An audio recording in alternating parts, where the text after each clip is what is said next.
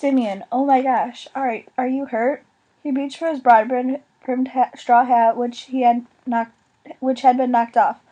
I'm all right, he told her, but Leah saw that the palms of his hands were scraped and bleeding. His pant leg was torn. Leah was shaking. I'll take you to a doctor. No, I'm fine.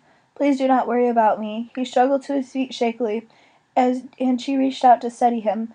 What are you doing out here anyway, and on skates? I deliver small packages from the pharmacy on Saturdays to people who are shut-ins. Ethan brings me into town. Let me take you to get checked over, please. No, I am fine, really. I have fallen before. He examined his skates. I think they are undamaged. He started to push away from Leah. She caught his elbow. No, you don't. In the car. I'm fine. I can manage. No way. Where's Ethan? At the blacksmith's. Tell me how to get there. As she followed Simeon's directions, Leah fought to calm herself. What if she run over Simeon? That would certainly ice it with Ethan and his family. She glanced at Ethan's kid brother. I don't know Amish could own skates, she said above the drone of engine. They are allowed, Simeon said, poking curiously at the buttons on her dashboard. Roller skates and ice skates have always been allowed, but they are the best because they are both. But these are the best because they are both. You know, maybe you should wear a helmet. Knee pads, elbow and wrist pads might not be a bad idea either, Leah said. It's so much safer. Those things are showy, not for plain people. Leah was amazed by Simeon's logic, but she didn't argue with him. Leah drove to the outskirts of town, turned into a paved country road, and followed it until Simeon pointed to an old barn set back from the road. She turned into a rutted driveway that led to the barn. A unhitched black buggy stood in front. From inside she heard the sound of metal hitting metal. She saw Ethan holding the rope halter of a large draft horse while a man hammered an iron horseshoe on an anvil. An open furnace glowed red. Ethan looked shocked as Leah and Simeon entered the barn. What is wrong, Simeon? We ran into each other, Leah said. Literally. The blacksmith nodded a greeting but didn't stop his work. Leah saw that he was Amish by his beard full on his chin but with no mustache. Briefly, Simeon told Ethan what had happened. Are you hurt? Ethan asked his brother. No, and I have other errands to run for Mr. Fowler. Ethan looked anxious, glancing back to the blacksmith. I will be finished here shortly and can give you a ride back into town. I can give him a ride, Leah said. Come if you want. I'll bring you back. I do not want to cause a burden for you. I offered, didn't I? Persuaded, Ethan helped his brother into the back seat and got into the front. Soon they were speeding down the road, radio blaring and wind whipping. Leah cut her eyes to Ethan, saw a look of pure exhilaration on his face, and thought, he likes cars. When they arrived at Simeon's place of employment, Ethan held the seat forward as his brother climbed out of the car. I will return for you at 4 o'clock in the buggy. Simeon thanked Leah, then skated around the side of the building. Simeon could have been badly hurt today when he fell, Leah said, checking traffic in her rearview mirror. When I asked him about safety gear, he said you Amish consider it fancy. Is that true? Some bishops do not allow their people to use inline skates at all. We are fortunate that ours is more liberal. Do you skate? Yes, and you? Sure, maybe. We could skate together sometime. I would like that, Leah. The way he said her name made goosebumps break out on her arms. What was it about him that affected her so? Why was she attracted to him when they had so little in common? On impulse she asked, Would you like to see where I live? My apartment isn't far from here. What am I saying? Nothing in this town is far from here. He laughed. The town is small, but it's still too big for many Amish. Too many tourists. They are always following us, taking pictures. It's annoying. She knew that Amish didn't like having their pictures taken. She wondered if Ethan still kept the one of her she'd given him in December. I'm a tourist. Do I annoy you? Oh, Leah, I am sorry. Not you. You're not annoying. He sounded so stricken that she had to laugh. I accept your apology. Yes, he said suddenly. Yes, I would like to see where you live, very much. She drove the couple of miles to her apartment, unlocked the door, and flung it open. Ta-da! Home. He entered slowly, carrying the 2 bags of groceries she'd all but forgotten about. Many of her things were still in boxes, but the sofa was uncluttered. Would you like something to drink? He nodded, setting the bags on the countertop that divided the living room from the tiny kitchen. She rummaged to find the soft drinks she'd bought. He asked, May I look around? Bathroom's that way, the bedroom's beyond it. Excuse the mess. She put ice into paper cups while he explored. With a start, she remembered that her lingerie was lying all over the floor, and when Ethan returned to the kitchen area, the redness of his face told her he'd seen every filmy, lacy piece of it. She decided not to mention her unmentionables. So what do you think?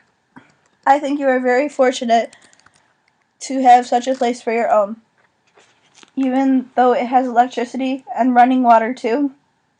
She smiled and handed him a cup. I don't know how you Amish live without such stuff. I don't think I could. Charity tells me you will come to our barn dance tomorrow night. He changed the subject. Do you mind? I would like it very much. The intensity of his gaze again raised goose flesh along her arms. Charity says we'll ride over in your buggy. It is best not to take your car. Because I'm an outsider, that won't change whether or not I drive, you know. You will meet many tomorrow night who dress as you do, talk as you do, go to English schools, and have many English ways, but do not concern yourself with your differences. But these different ones, are they still Amish? Some of them from less strict districts of Amish, but yes, the important thing is getting together, having a good time. Will your friend Martha be there? She hated to ask, but she had to know. Yes, he said simply. I don't want people staring at me all night. They won't, will they? If they do, it is only because you are so pretty. I am just me, she said. And to be serious, I'm not sure where I fit in this world of yours. I do not know either, yet you are here. Leah stared into the cola-colored depths of her cup. Since her stay in the hospital, she had become fascinated by the Amish lifestyle. Not that she ever wanted to live without electricity and running water, but there was something appealing with the simplicity of it. I'm looking into my future and can't see where I'm going. I graduate next year, and I don't know if I want to go on to college. My grades are so-so, but I could probably get in if I work hard next year. But that's the problem. I don't know what I want. She turned toward him on the sofa. You're lucky in some ways. You know what you want. You know what's in store for you. He studied her intently before saying, You are wrong, Leah. I do not know what I want. She blurted out, But you're Amish. You told me you like being Amish. That does not mean that I don't want to try out English things. Her heart began to hammer. What things? Things that make me hungry for what is not Amish. Leah's chest felt tight. What does your family think about you trying these things?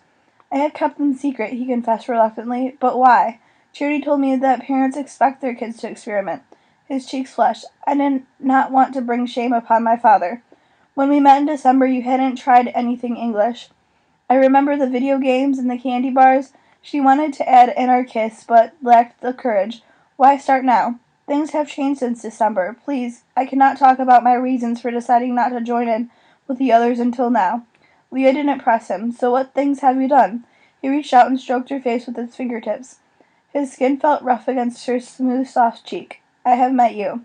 She swallowed hard, feeling as nervous as she had when she was 13, the very first time she was about to be kissed. But she wasn't 13, and she had been kissed many times. She squared her chin, determined to tell him what she was feeling. I don't want to be some kind of experiment, Ethan. I do not understand. I don't want to be some experience you're dying to have. You know, smoke behind the barn, drink beer, date an English girl? Ethan looked shocked. I'm not this way, Leah. Yes, I have tried out some of the things you've said. All these things are frowned upon by my family. But I have never been with a girl, and I do not choose to be with. And since I met you last December, there is no other girl that I want as much as I want you. The thudding of her heart made her hands tremble. He was telling her things she wanted to hear, but she wasn't about to jump in head first. She didn't want to embarrass herself and say or do things that she might regret later. She and Ethan were as different as day and night. Their attraction for one another was real, but she couldn't hang her heart on an attraction. This scares me, Ethan. I am scared too, but not enough to go away, unless you tell me. I can't. She stared down at her hands. Then I would like to see you as much as I can while you're here this summer. Is this all right with you? It was more than all right, but the knowledge didn't make her feel carefree and light-hearted.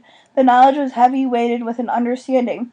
Ethan was special. If she gave him her heart, he would treasure it, and if he gave her his heart, she cut off her train of thought abruptly. We have a whole summer, she said cautiously.